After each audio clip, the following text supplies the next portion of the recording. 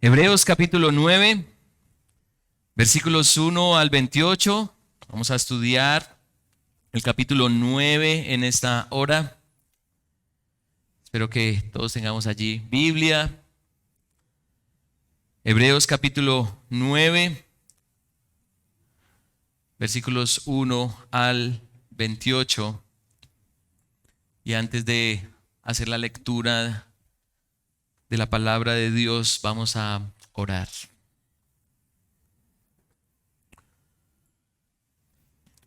Padre, ha sido un privilegio estudiar esta carta a los Hebreos y sigue siendo un privilegio que nos recuerdes lo que ya hemos visto. Nuestro mayor pecado es olvidar que has enviado a tu Hijo a rescatar nuestras almas, olvidar que su obra de muerte y resurrección es suficiente para acceder plenamente a ti, olvidar que no nos creamos a nosotros mismos ni nos pertenecemos a nosotros mismos, olvidar que vamos camino a la muerte o camino a la vida según la confianza que tengamos en tu evangelio. Padre, recuérdanos por qué estamos aquí y que este mensaje tenga el poder, tenga tal poder que selle en nuestra mente y corazón la verdad de que necesitamos nada más que a Jesús. Te lo pedimos en su nombre. Amén. Hebreos capítulo 9, versículos 1 al 28. Lo dicen las Sagradas Escrituras.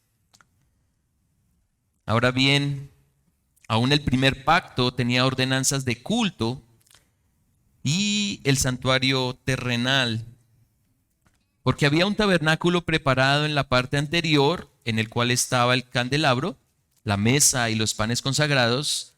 Este se llama el lugar santo.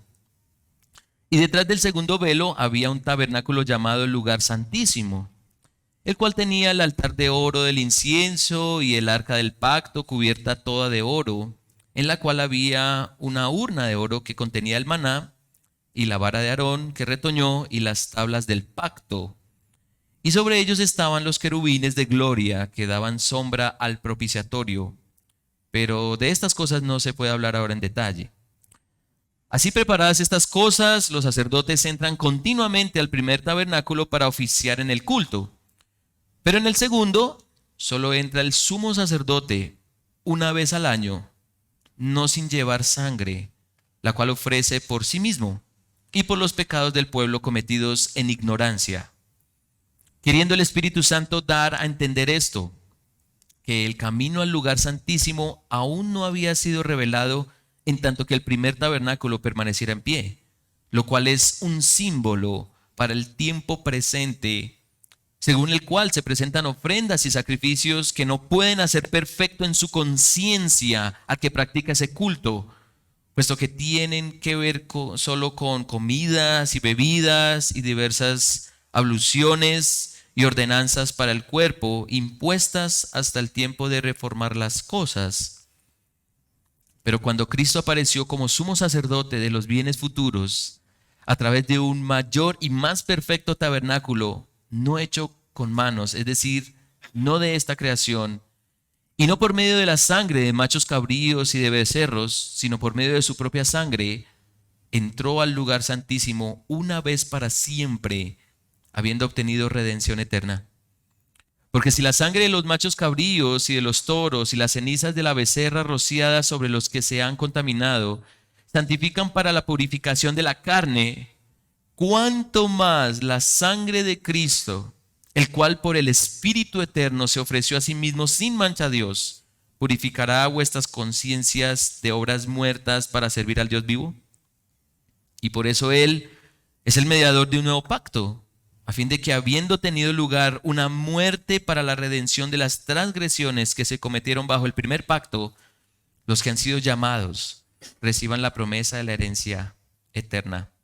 Porque donde hay un testamento, necesario es que ocurra la muerte del testador, pues un testamento es válido solo en caso de muerte, puesto que no se pone en vigor mientras vive el testador.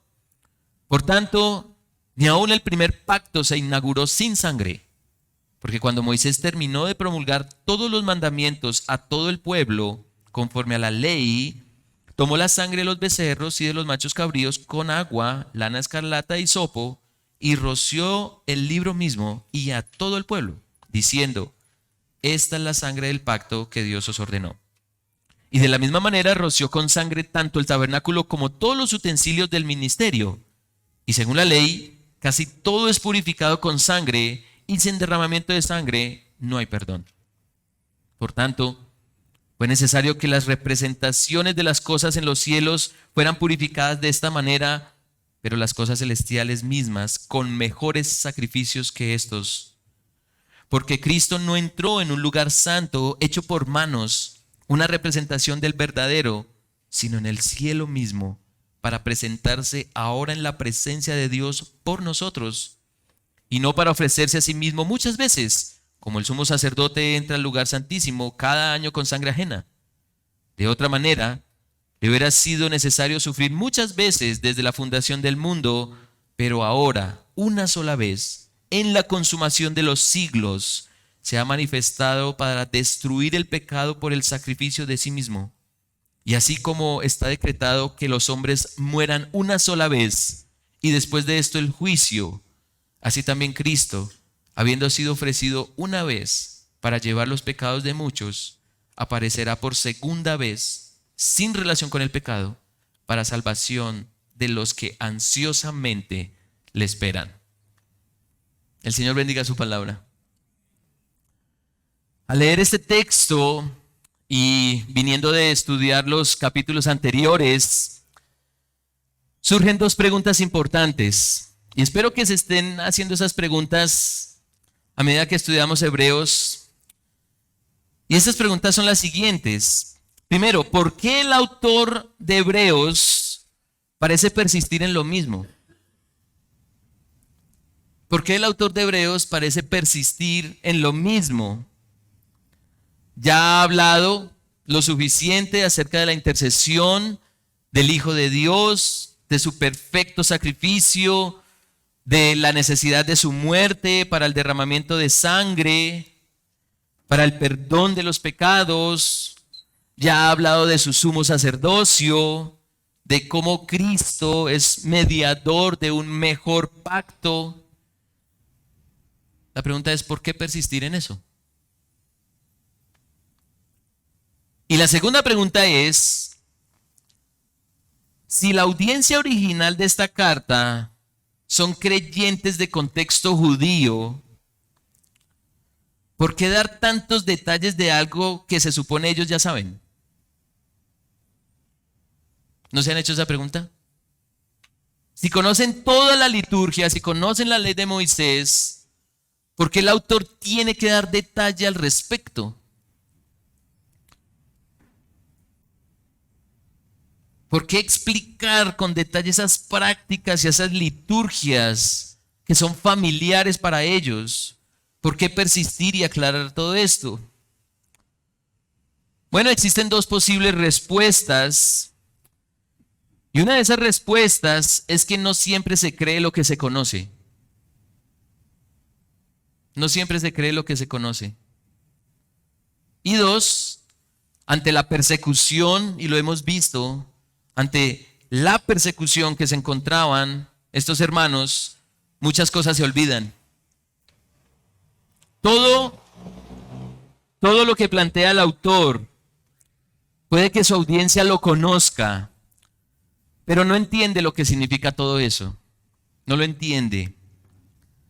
No hay conciencia de por qué realmente se hace todo eso.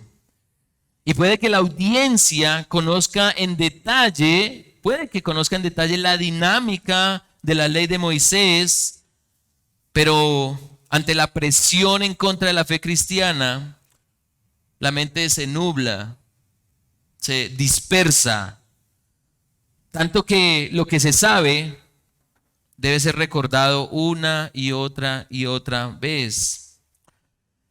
Y estoy completamente seguro que eso no pasa solamente con la audiencia de esta carta. A todos nos pasa. Cuando no hay convicciones acerca de aquello que profesamos, necesitamos que se nos recuerde qué es en lo que se supone creemos. Se requiere un recordatorio una y otra vez para afirmar lo que se confiesa, pero también necesitamos los detalles de aquello que profesamos y afirmamos conocer, porque ante las tribulaciones y ante las pruebas, eso que conocemos se dispersa. Se dispersa, como que se olvida. ¿Cuántas veces se nos predica el evangelio de Cristo cuando ya lo conocemos? ¿Cuántas veces? ¿Por qué persistir en predicar a nuestras almas una y otra vez el evangelio? En esa repetición y en esa explicación, algo se quiere recalcar, algo se quiere ampliar. Hay algo que nuestra vida cristiana necesita, que no se puede olvidar. Y a la luz de este texto, el autor persiste en recordarnos y explicarnos de nuevo lo siguiente: no hay limpieza más profunda que la que logra la sangre de Jesucristo. No hay limpieza más profunda que la que logra la sangre de Jesucristo. Y ese es el mensaje de este pasaje. No hay limpieza más profunda que la que logra la sangre de Jesucristo.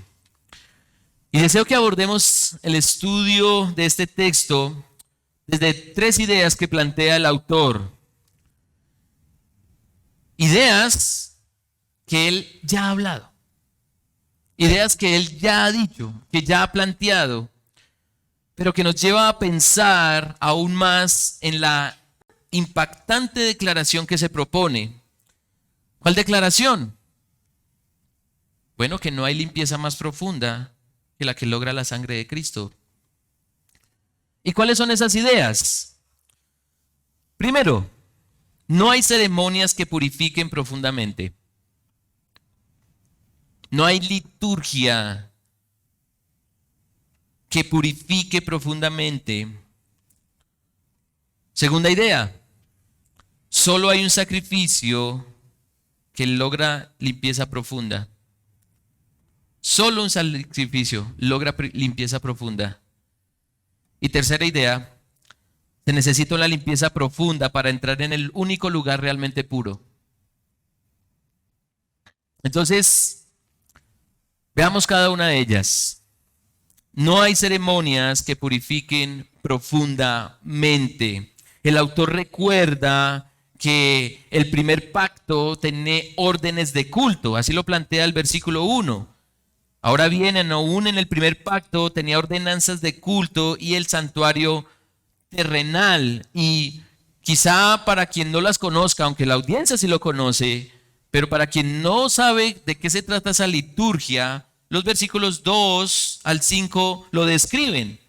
Porque hay un tabernáculo preparado en la parte anterior, en el cual estaban el candelabro, la mesa y los panes consagrados. Este se llama el lugar santo.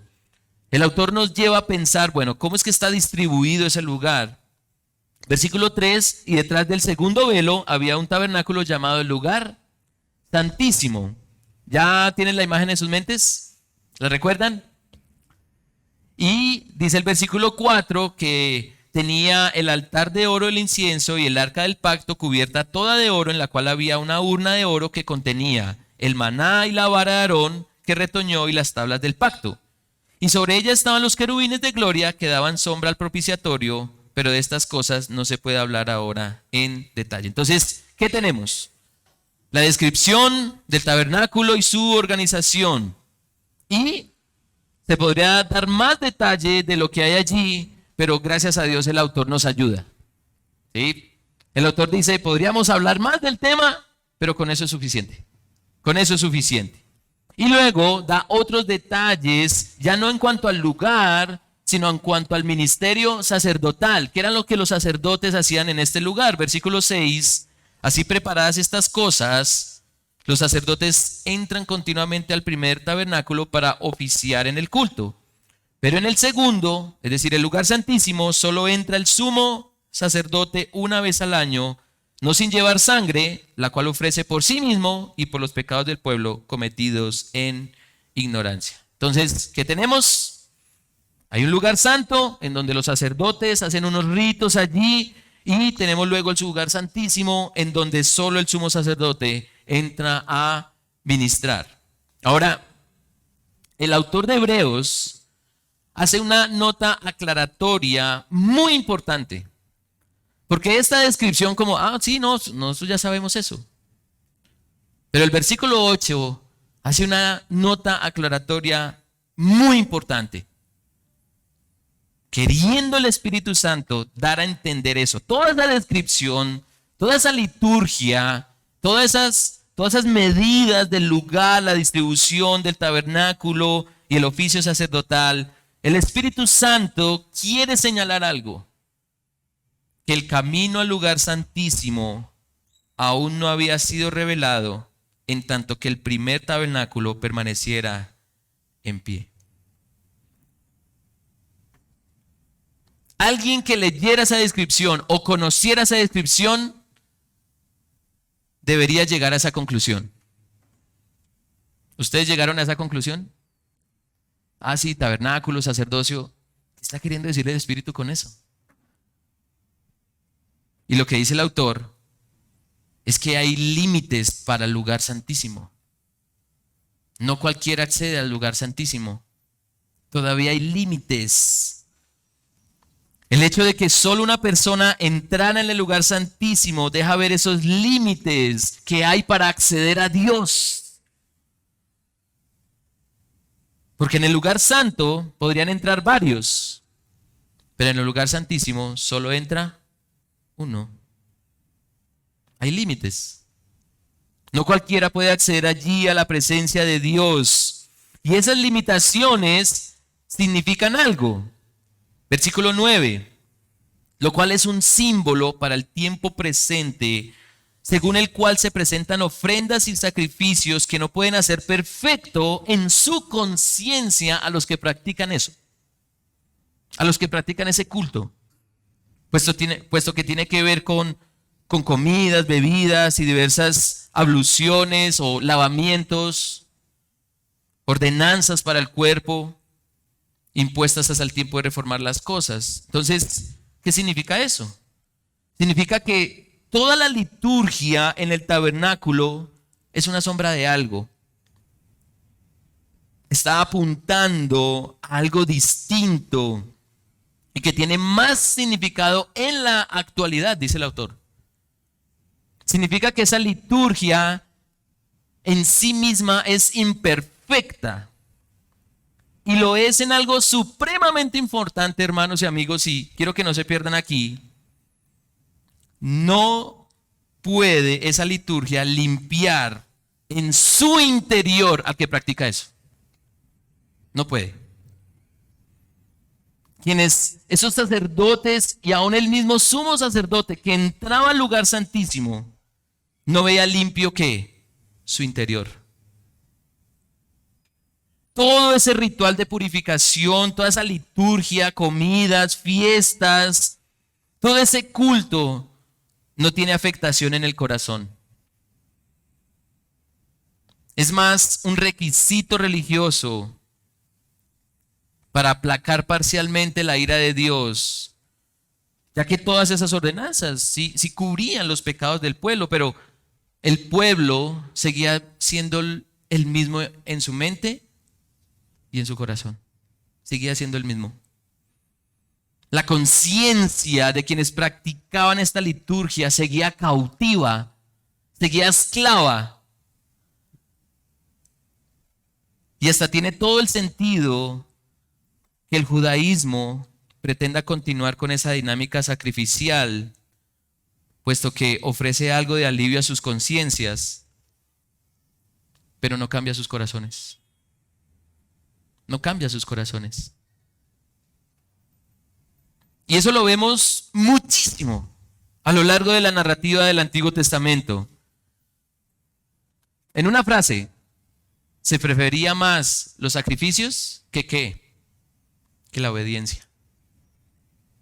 Se preferían más los sacrificios que la obediencia. Toda esa dinámica ritual no logra lo que se requiere, tiene limitaciones, no alcanza para transformar radicalmente la conciencia. De hecho, según el autor, todo ese programa de ordenanzas y culto estaba apuntando a algo, están apuntando a algo. Y es que se requiere algo mejor para acceder definitivamente al lugar santísimo donde Dios mismo está. Donde Dios mismo está.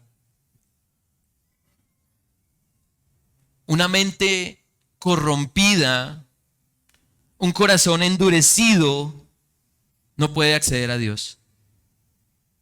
No puede acceder a Dios. Quien acceda en esas condiciones sería destruido, sería aniquilado, porque Dios es 3 veces santo.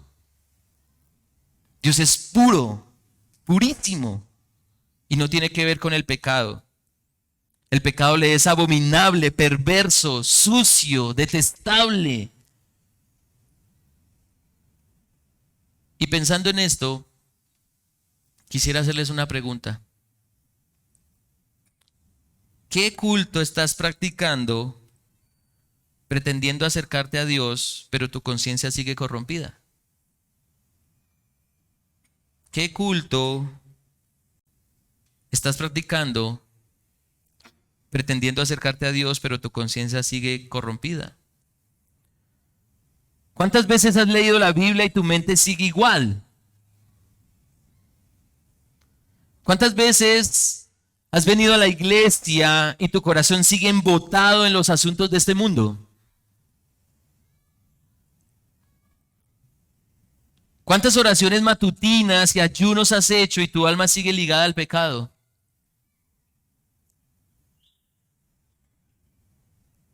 ¿En cuántos ministerios participas y tu conciencia se ajusta más a la mente del diablo que a la mente de Dios?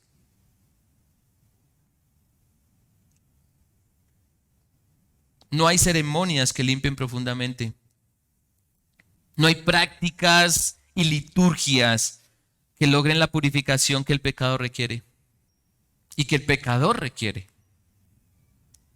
No hay fiestas, ni rituales, ni protocolos que transformen los corazones de piedra en corazones de carne. Y el Israel del pasado, y aún el actual, hermanos, aún el actual, es un perfecto ejemplo de eso. Miren lo que dice 2 de Corintios, y si pueden buscarlo allí en sus Biblias, capítulo 3.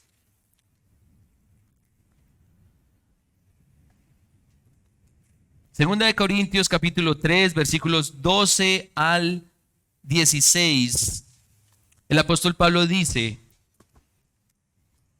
Segunda de Corintios 3:12, perdón, al 16. Teniendo por tanto tal esperanza, hablamos con mucha honestidad, franqueza. Y no somos como Moisés, que ponía un velo sobre su rostro para que los hijos de Israel no fijaran su vista en el fin de aquello que había de desvanecerse. Pero el entendimiento de ellos se endureció, porque hasta el día de hoy, en la lectura del antiguo pacto, el mismo velo permanece sin alzarse, pues solo en Cristo es quitado. Y hasta el día de hoy, cada vez que se lea a Moisés, un velo está puesto sobre sus corazones. Pero cuando alguno se vuelva al Señor, el velo es quitado. El velo es quitado. Y podríamos citar un ejemplo más, y más familiar a nosotros, más familiar. Miren Mateo, capítulo 15. Y este sé que es más familiar para nosotros. Mateo capítulo 15, versículos 17 al 20. Mateo 15, 17 al 20, y esto es lo que dice nuestro Señor. ¿No entendéis que todo lo que entra en la boca va al estómago y luego se elimina? Pero lo que sale de la boca proviene del corazón. Y eso es lo que contamina al hombre. Porque del corazón provienen malos pensamientos, homicidios, adulterios, fornicaciones, robos, falsos testimonios y calumnias. Estas cosas son las que contaminan al hombre. Pero el comer sin lavarse las manos no contamina al hombre.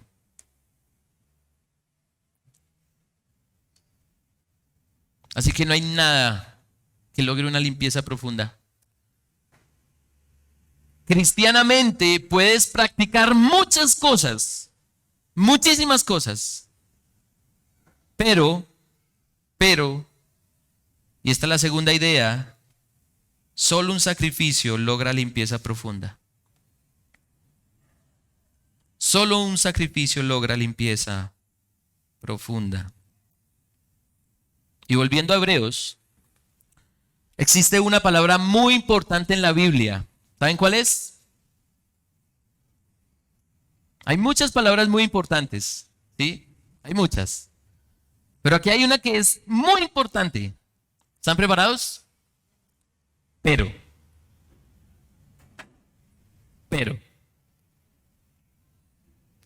Y el autor nos introduce con un pero en un contraste. Versículo 11 de Hebreos 9. Pero. Cuando Cristo apareció como sumo sacerdote de los bienes futuros, a través de un mayor y más perfecto tabernáculo, no hecho con manos, es decir, no de esta creación, y no por medio de la sangre de machos cabríos y de becerros, sino por medio de su propia sangre, entró al lugar santísimo una vez para siempre, habiendo obtenido redención eterna. Aquí hay una verdad asombrosa y que el texto comienza a ampliar. Y es que el tabernáculo terrenal es imagen del celestial. Así que Jesucristo, como sumo sacerdote, no entró en ese mismo tabernáculo, en ese tabernáculo terrenal que ya describió el autor, sino en uno mejor. En uno mejor. Y entró porque se ofreció a sí mismo. Ofreció su sangre. Su sangre fue el medio para entrar en el lugar santísimo celestial, para quitar las limitaciones de la liturgia anterior y dar acceso definitivo, para que el rescate por el pecado fuese efectivo, para dar lugar a la verdadera transformación, a la verdadera libertad. Recuerden que la liturgia del antiguo pacto no hacía limpia en la conciencia a quienes lo practicaban, a quienes practicaban esas liturgias, esos cultos, esas fiestas. Pero ahora en Cristo, ¿qué es lo que plantea el autor? ¿Cómo lo propone en el texto? Versículo 13. Porque si la sangre de los machos cabríos y de los toros y la ceniza de la becerra rociada sobre los que se han contaminado santifican para la purificación de la carne, cuánto más la sangre de Cristo, el cual por el Espíritu eterno se ofreció a sí mismo sin mancha a Dios, purificará vuestra ¿qué? Vuestra conciencia de obras muertas para servir al Dios vivo. Lo que la antigua liturgia no podía hacer, la obra de Cristo sí puede. La obra de Cristo sí puede. Todo lo que el antiguo pacto proponía para la purificación de los pecados, y no lo hacía del todo, la sangre de Cristo sí puede. La sangre de Cristo sí puede. La sangre de Cristo puede limpiar lo más importante que tiene que ser limpiado en nosotros: la conciencia. La conciencia. La irrupción del Hijo de Dios ante Él. logra la transformación de la mente y el corazón. La intervención de Cristo por su sangre ante el Padre hace una verdadera limpieza, no una limpieza superficial, sino una limpieza profunda del alma. Y esta es la limpieza que quienes servían a su carne, a sus intereses, al diablo, a este mundo, ahora sirven a Dios y al Dios vivo. El antiguo sistema ritual podía, y mucha atención a esto, porque ese sistema ritual podía restaurar la comunión formal del pecador con Dios y el resto del pueblo, pero había algo que persistía. ¿Y saben qué es? La culpa. Persistía la culpa ahí en el corazón, tocando el corazón. El interior continuaba distanciado de Dios. Uno de nuestros hermanos, ¿alguien ha oído de Isaac Watts? ¿Sí? No el 2 watts de la potencia eléctrica, no. El teólogo y compositor Isaac Watts, que escribió grandes himnos, afirmaba lo siguiente: ni siquiera toda la sangre de las bestias ofrecidas sobre los altares judíos podían dar paz a la conciencia culpable o quitar la contaminación. Pero Cristo, el Cordero Celestial, se lleva todos nuestros pecados, un sacrificio con nombre más noble, una sangre más rica que la de todos ellos. Wow. Y el apóstol Pedro nos lo dice de esta forma, y lo leíamos en la lectura inicial.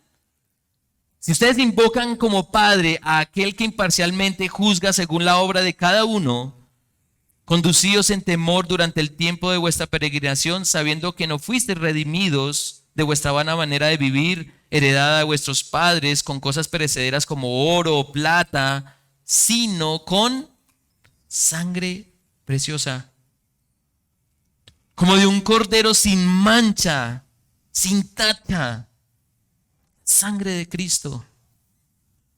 Porque Él estaba preparado desde antes de la fundación del mundo, como lo veíamos en la escuela dominical, pero se ha manifestado en estos últimos tiempos por amor de vosotros, que por medio de Él sois creyentes en Dios, que le resucitó de entre los muertos y le dio gloria, de manera que vuestra fe y esperanza sean en Dios. Hermanos y amigos, solo un sacrificio logra limpieza profunda.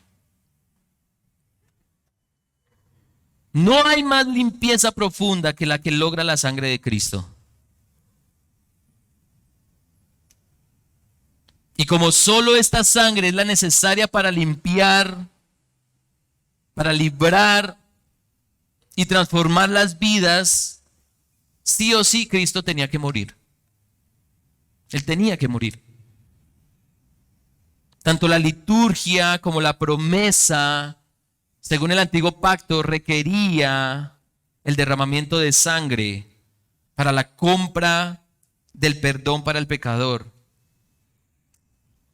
y la liberación del pecador de la esclavitud del pecado. El autor confirma entonces por qué Cristo es el mediador que necesitamos. Y ya lo dijo, Él es el mediador, ya lo dijo, pero otra vez lo confirma.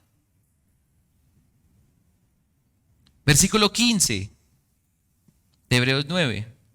Y por eso Él es el mediador de un nuevo pacto, a fin de que, habiendo tenido lugar una muerte para la redención de las transgresiones que se cometieron bajo el primer pacto, los que han sido llamados reciban la promesa de la herencia eterna. Porque donde hay un testamento, necesario es que ocurra la muerte del testador. Pues un testamento es válido solo en caso de muerte, puesto que no se pone en vigor mientras vive el testador. Por tanto, ni aún el primer pacto se inauguró sin sangre. Porque cuando Moisés terminó de promulgar todos los mandamientos, A todo el pueblo, conforme a la ley, tomó la sangre de los becerros y de los machos cabríos, con agua y lana escarlata y hisopo, y roció el libro mismo y a todo el pueblo, diciendo: esta es la sangre del pacto que Dios os ordenó. Y de la misma manera roció con sangre tanto el tabernáculo como todos los utensilios del ministerio. Y según la ley, casi todo es purificado con sangre, y sin derramamiento de sangre no hay remisión, como dice la Reina Valera. No hay perdón. La sangre de Cristo hace posible la purificación absoluta. De manera que Él debía morir para consumar esa promesa. Y esa es la lógica del autor. Y es hasta obvia, ¿no? Para que un testamento se haga efectivo, quien la escribió, la propuso, ¿qué debe hacer? Morir. Morir. El Antiguo Testamento, ojo, en este punto refiriéndonos al antiguo pacto, requería una muerte para que se cumpliera.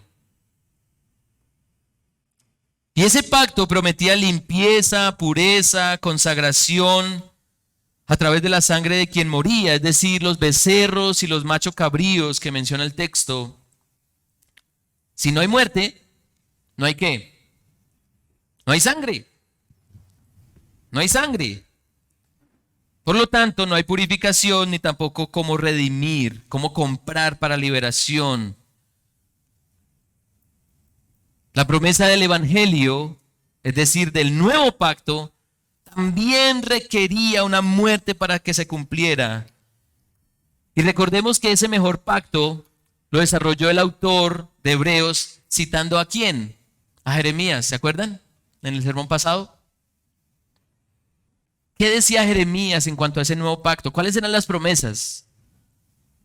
De que Dios pondría su ley en los corazones y las mentes de su pueblo. De que Él sería su Dios. De que Él tendría misericordia de la actitud de rebeldía y desprecio de su pueblo. Él haría a un lado los pecados de sus hijos. ¿Y cómo se hace eso efectivo? ¿Cómo esas promesas se llevan a cabo? Bueno, el testador que prometió libertad absoluta de la conciencia debía morir. Eso estaba en el testamento del mayor testador.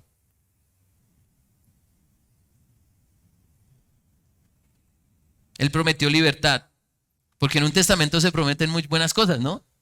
Una herencia bastante interesante, ¿sí? Y si no nos incluyen en la herencia, entonces ahí comenzamos a sacar el viejo hombre, ¿no?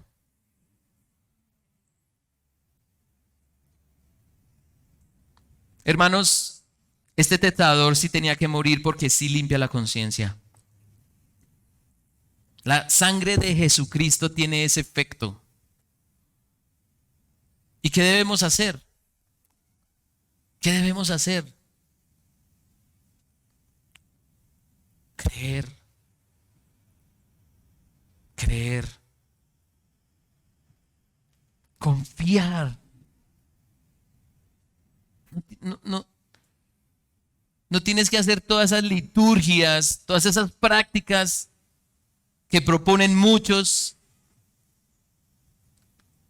Solo se trata de confiar en que la sangre de Jesús tiene ese poder transformador. Estar convencidos de que su sangre es suficiente para limpiar nuestra manera de pensar. Quien confía plenamente en Cristo como su Señor y Salvador, experimenta limpieza, experimenta transformación, experimenta cambio. Pero un cambio radical de mente, de afectos, de vida. Porque se está cumpliendo la promesa. Se está cumpliendo el pacto escrito por Jeremías. Quien cree verdaderamente en el Hijo de Dios no es el mismo. Y ahí es donde tú puedes evaluar si eres creyente o no. Ahí es donde tú puedes evaluar si eres creyente o no. Vienes a la iglesia, lees la Biblia, oras a Dios y sigues siendo el mismo, amándote más a ti y amando más al mundo, ahí hay algo que no está funcionando bien. Pretendes seguir un cúmulo de ordenanzas como para agradar a Dios, pero no amas a Cristo con todo tu corazón, alma y fuerzas.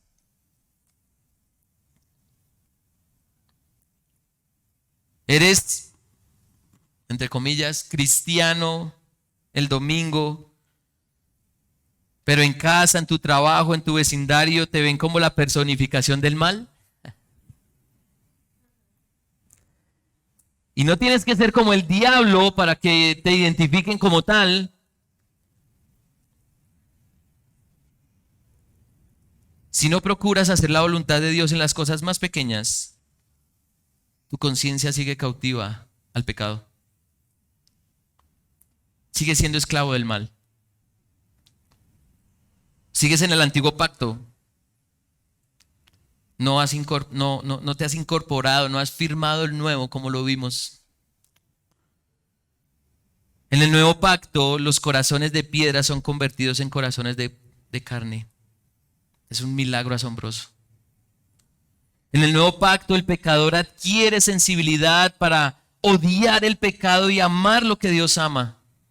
En el nuevo pacto, la conciencia muerta adquiere vida para procurar la gloria de Dios en todo tiempo y todo lugar. En el nuevo pacto, cada día el pecado es revelado en nuestras vidas para ser limpiado, para ser removido. En el nuevo pacto, Dios interviene en nuestra existencia para servirle a Él y servir a su pueblo. En el nuevo pacto, somos capacitados para amar como Dios ama. Hermanos y amigos, no hay limpieza más profunda que la que logra la sangre de Jesucristo. Ahora, esa limpieza tiene una implicación enorme y se presenta en la tercera idea. Y es que se necesita una limpieza profunda para entrar en el único lugar realmente puro. Se necesita una limpieza profunda para entrar en el único lugar realmente puro. Claramente no hay ceremonias, liturgias, prácticas religiosas que nos limpien. Hay un solo sacrificio que logra esa limpieza que se requiere. Y en esta idea, el texto muestra el porqué de la necesidad de esa limpieza. Ya vimos que esa limpieza es necesaria para una transformación de conciencia. Pero eso trasciende a una implicación mayor. ¿Cuál implicación? Versículo 23. Por tanto, fue necesario que las representaciones de las cosas en los cielos fueran purificadas de esta manera, pero las cosas celestiales mismas con mejores sacrificios que estos. Porque Cristo no entró en un lugar santo hecho por manos, una representación del verdadero, sino en el cielo mismo, para presentarse ahora en la presencia de Dios por nosotros. Y no para ofrecerse a sí mismo muchas veces, como el sumo sacerdote entra al lugar santísimo cada año con sangre ajena. De otra manera le hubiera sido necesario sufrir muchas veces desde la fundación del mundo. Pero ahora, una sola vez, en la consumación de los siglos, se ha manifestado para destruir el pecado por el sacrificio de sí mismo. Y así como está decretado que los hombres mueran una sola vez, y después de esto el juicio, así también Cristo, habiendo sido ofrecido una vez para llevar los pecados de muchos, aparecerá por segunda vez sin relación con el pecado, para salvación de los que ansiosamente le esperan. Cristo no se ofreció para entrar al lugar santísimo terrenal. Él se ofreció para entrar en la presencia misma de Dios. Y no para presentarse e irse, sino para permanecer todo el tiempo en su presencia. Y esa permanencia nos beneficia. ¿Cuántas veces los sumos sacerdotes debían entrar al lugar santísimo si el pueblo una y otra vez pecaba? ¿Cuántos sacrificios tenían que hacer una y otra vez para presentarse ante Dios con el pago por el pecado del pueblo?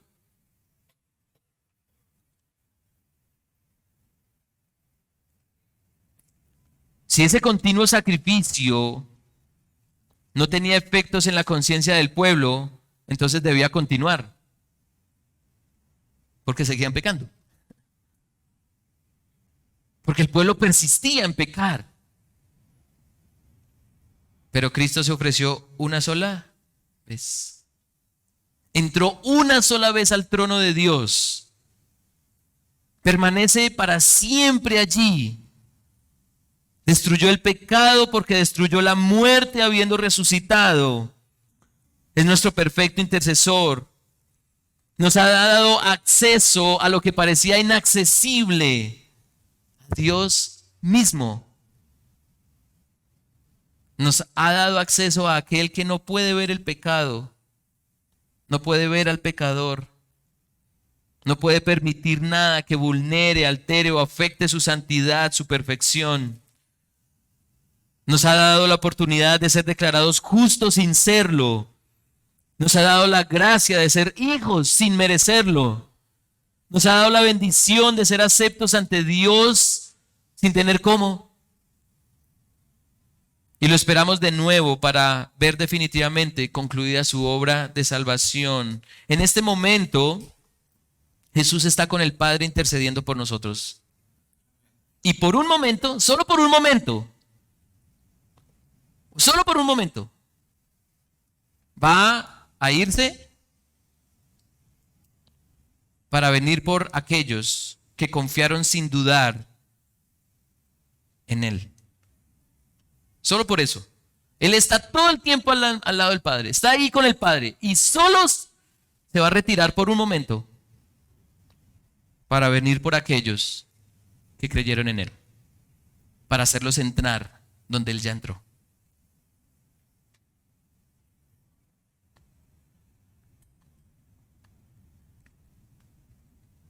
Él viene a ofrecer algo muchísimo mejor que lo que ofrece este mundo, la vida eterna.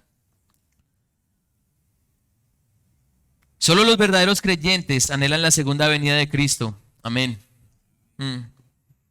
Quienes practican el judaísmo, y ustedes lo saben, hoy en día quienes practican el judaísmo anhelan que el Mesías venga.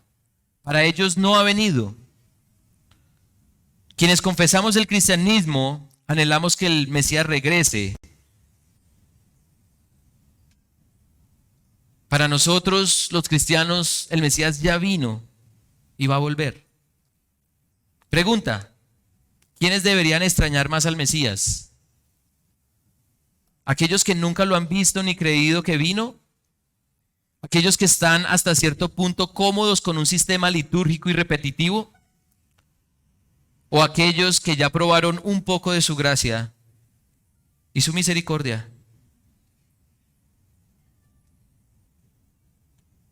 ¿Quiénes lo extrañan más?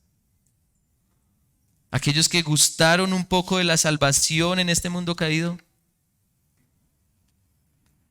No se puede extrañar aquello que no se ha probado con gusto. Los cristianos hemos experimentado la gracia del perdón de Dios. Los cristianos hemos experimentado lo que es una mente y un corazón transformados. Los cristianos hemos experimentado verdadera paz en medio de la decadencia nuestra y de este mundo. Los cristianos anhelamos que esta creación sea restaurada para disfrutarla sin pecado, sin muerte. Los cristianos anhelamos que nuestra salvación se consuma. Los cristianos anhelamos ver a nuestro Creador. ¿Anhelamos ver a nuestro Creador? Pero para verlo se necesita estar limpio con tal pureza que debe ser igual a la suya. No hay limpieza más profunda que la que logra la sangre de Cristo. Dios no es digno de nada que le podamos ofrecer o sacrificar. No es digno de nuestra religiosidad. Dios es digno de lo único que le complace. la obediencia de su Hijo Jesucristo, quien se entregó como una ofrenda del cual emana un aroma sumamente agradable, un aroma eterno de satisfacción para cubrir el hedor de todos los pecados de su pueblo. No hay limpieza más profunda que la que logra la sangre de Cristo.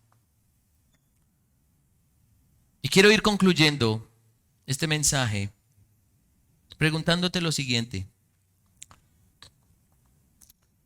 ¿Te sientes limpio? ¿Te sientes limpio? Si te bañaste esta mañana, te debes sentir limpio. Aunque hay unos que nos bañamos solo el sábado. No.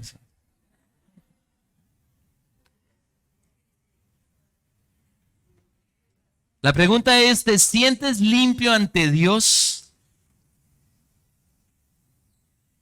O mejor, ¿cómo estás siendo presentado ante Él? Un buen diagnóstico para saber si estás limpio es si eres consciente de que estás sin culpa cuando pecas. Y no se trata de una tranquilidad irresponsable cuando pecamos, no. No se trata de eso, porque cuando pecamos nos sentimos avergonzados. Nos duele. Nos sentimos avergonzados ante Dios. Pero si la culpa te gobierna y te domina, no estás limpio con la sangre de Cristo. Porque su sangre remueve todo aquello que nos impide acceder a Dios. La vergüenza no nos dejaría acceder a Dios, pero la sangre de Cristo la limpia, la quita.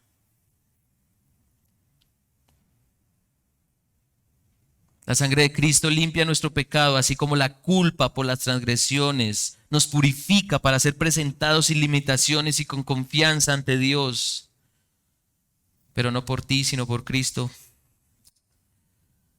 Qué hermoso saber que somos acogidos por el Padre. Porque la sangre de su Hijo nos cubrió, nos limpió. El santo y perfecto, aceptando al impío y al pecador, pero no porque se presenten así con el hedor del pecado, sino con el grato aroma de la sangre de Jesús. Hermanos, muchos de nosotros nos lamentamos por pecados que hemos cometido, por cosas que no debimos haber hecho y que ofendieron a Dios. Y sí que deberíamos lamentarnos por deshonrar a nuestro Creador. Pero por la obra de Cristo, y mucha atención a esto, solo por la obra de Cristo, la gratitud supera al lamento. Por la intercesión de Jesús, el gozo supera al clamor. Por el Cordero de Dios que quita el pecado del mundo, la esperanza supera a la condena. Por la sangre de Cristo, la pureza supera a la inmundicia. ¿Qué sería de nosotros sin Él? ¿Qué sería de nosotros sin Cristo? Sin Cristo puedes seguir dándote golpes de pecho por la culpabilidad que tu conciencia trae y te atormenta. Sin Cristo, todas tus obras y prácticas religiosas son nada, porque tu mente y corazón siguen cautivos a tu voluntad y no a la voluntad de aquel que te creó para su gloria. Sin Jesús no hay entrada al eterno lugar santísimo, es decir, no hay acceso a Dios. Y sin Dios solo te queda una cosa.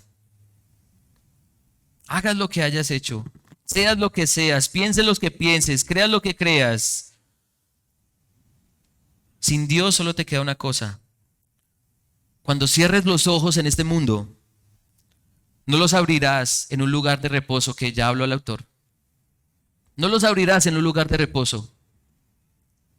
sino en un tribunal en donde levantarás la cabeza al juez del universo y te dirá: culpable, culpable, culpable. Fuera de mí este inmundo pecador. Su lugar es con el fuego que nunca será apagado, consumiéndose por siempre. Pero si crees con toda certeza y seguridad en Cristo, te está esperando lo anhelado: paz, consuelo, bienestar, verdadero reposo, inmortalidad, gloria, honor, vida eterna. Y lo mejor de todo, si crees con toda certeza y seguridad en Cristo, vas a ver a Dios en Él. Vas a ver a Dios. Ver cara a cara a nuestro Creador para disfrutar de Él por siempre. Y no como un angelito con arpa volando, ¿cierto? Sino en una creación como esta, tangible, pero renovada. Sin pecado, sin muerte, sin dolor, sin llanto, sin enfermedad, sin conflictos, sin competencias, sin tribulaciones, sin pruebas, sin persecución, sin culpa, sin vergüenza, sin suciedad, sin la inmundicia del mal. Si el sacrificio de Cristo es la obra perfecta de salvación, cuando Él regrese todo será literalmente perfecto. No hay ceremonias que purifiquen profundamente. Solo un sacrificio logra limpieza profunda. Y se necesita una limpieza profunda para entrar en el único lugar realmente puro. Definitivamente no hay limpieza más profunda que la que logra la sangre de Jesucristo.